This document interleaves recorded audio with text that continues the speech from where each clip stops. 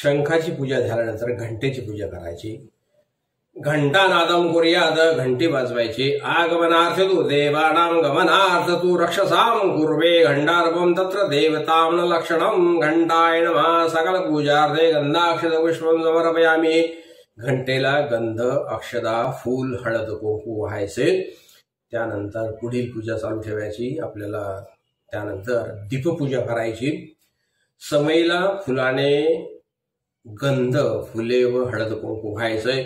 भो दीप ब्रह्मरूप स्वं ज्योतिषां प्रभुरव्ययम् आरोग्यं देहि पुंसांश सर्वासाशय प्रयच्छ मे। यावत पूजा समाप्ति स्यात् त्यावत त्वं सुस्थिरो भव। दीप देवताभ्यो नमः। सकल पूजार्थे गंध पुष्पं समर्पयामि।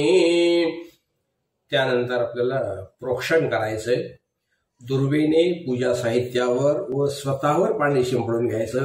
अपवित्रा पवित्रो वा सर्वावस्थां गतोऽपि वा या स्मरेत पुंडरीकाक्षं स बाह्याभ्यंतर शुचिः। पूजा द्रव्याणि संप्रोक्ष आत्मानां च प्रोक्षयेत। हा मंत्र म्हणायचा आहे आणि प्रोक्षण करायचंय। प्रोक्षण करायचं म्हणजे आपल्याला आपल्या अंगावर ते पाणी शिंपडून घ्यायचंय आणि यानंतर आपल्याला प्राणप्रतिष्ठा करायची आहे।